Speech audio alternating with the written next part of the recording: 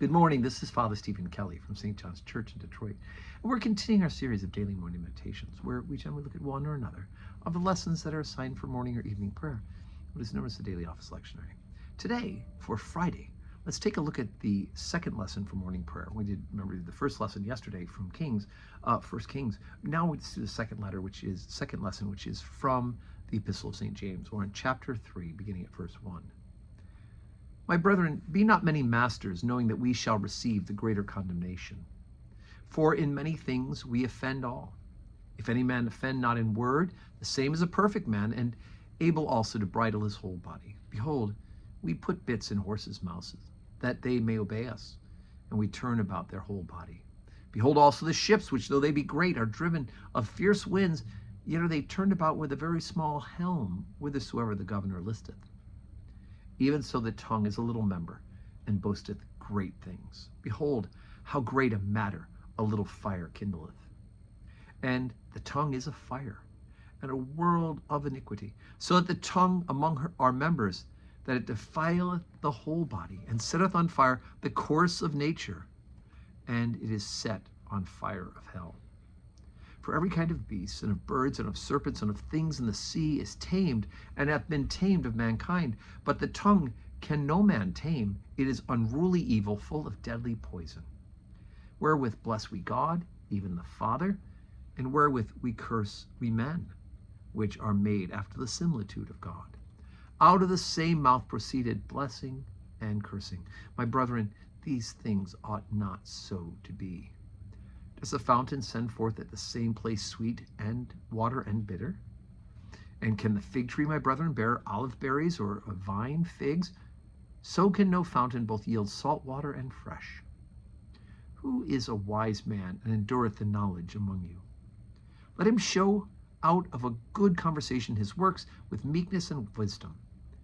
But if ye have bitter envying and strife in your hearts, glory not, and lie not against the truth. This wisdom descendeth not from above, but is earthly, sensual, devilish. For envying and strife there is confusion and every evil work. But the wisdom that is from above is first pure, then peaceable, gentle, and easy to be entreated, full of mercy and good fruits, without partiality and without hypocrisy. And the fruit of righteousness is sown in peace of them that make peace. Okay, like I said, the Epistle of St. James is just such good, basic, common sense. Here's how you live the Christian life. And the fact is, first of all, he says, don't all plan on trying to be teachers. Or in this case, he starts out by saying masters, but he means school masters in the sense of being teachers or preachers or people instructing. Because you receive the greater condemnation. So that, of course, is terrifying.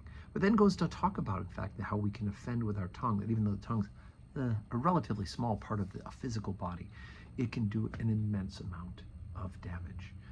So, he talks about how a great ship is controlled by a relatively small rudder.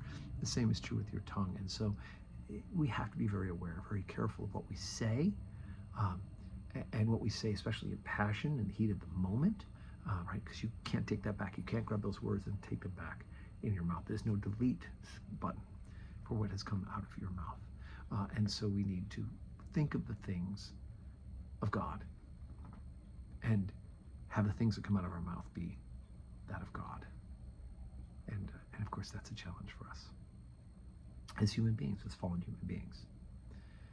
So today's Friday, and we have a special public worship service today because today's the feast of St. Francis of Assisi. So even though it's usually my day off, I'm coming in and I'm going to say Mass at 10:30. So 10:30 Mass today here at St. John's Church. So I hope that you can join me in person, celebrate the feast of St. Francis of Assisi, or join me on the live stream where you're watching this morning meditation. And of course, give this a share so that others on your timeline will know that we're here. And may you have a Friday that is full of blessings.